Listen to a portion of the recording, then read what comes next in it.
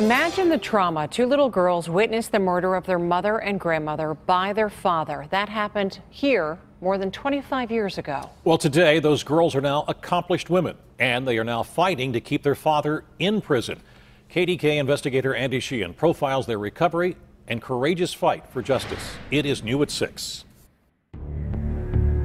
Two women, two children in the car, slaughtered them without care. On the night of April 21st, 1991, Christy Lane Scott was just 13, sitting in the back seat of the family car with her 10-year-old sister, Kelly, their mother and grandmother up front.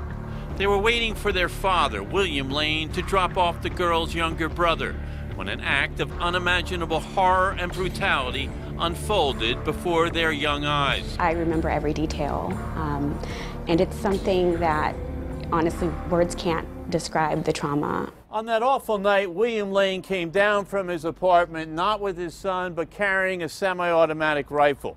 He walked up to the car, opened the door, and he began firing. Opened it up with a rifle, shot into the car. I remember looking to my left and seeing, the window completely blown out. She saw her mother and grandmother riddled with 15 rounds from Lane's rifle. I don't think that anyone can sort of fully comprehend what that looks like, feels like, smells like, and those images that are seared into your brain, and that never leave you. It's something that you carry with you every day. More than 25 years have passed, but rather than letting anger and bitterness consume them, Christy and Kelly have turned their grief into remarkable lives. Raising themselves without a mother and grandmother, both have become successful attorneys.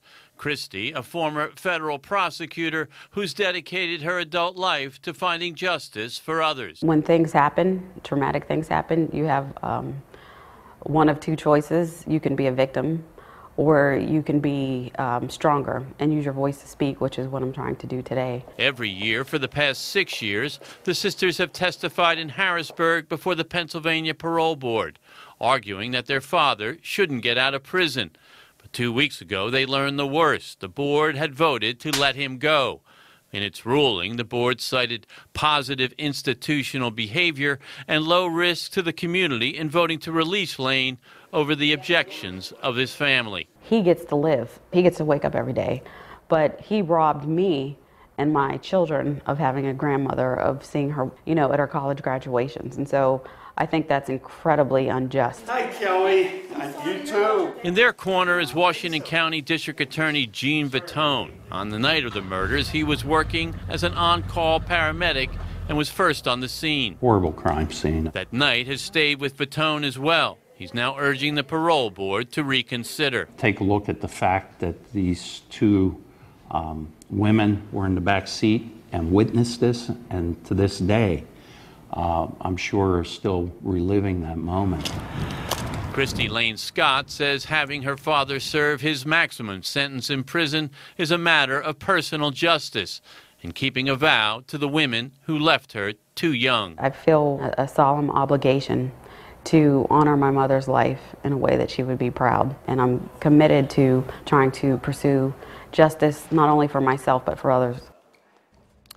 Now, the parole board has reversed itself in the past, but that seems unlikely in this case. I'm told that William Lane will be released from the state correctional institution at Mercer as early as this weekend. But the two sisters believe this is part of a larger problem. The state is reducing its prison populations, and they believe that more violent criminals are being let go. And tomorrow night, I'll have a follow-up on this story to see if that is actually the case. First and foremost, these two young women are remarkable in what they've gone through. Incredible that that right now. They raised themselves. Basically, the younger woman, Christy, or Kelly, went to Cornell University, Ivy League school. They both went to law school. And Christy Lane Scott was a former federal prosecutor. What hangs over this entire story, though, is the fact that after 25 years, with witnesses who saw what he did, right, he's out of prison. And that this occurred right in front of two little girls. It goes back to the original sentence. This was a plea bargain. It was third-degree murder. He got 20 to 40 years, meaning he was eligible for parole after 20 years. That would be 10 years for each murder. Now, he served the additional 5, which the parole board says, we let him out after 5 years of eligibility. 25 years for that crime. All right, Andy, we'll look forward to your report tomorrow as well. Andy, thank you.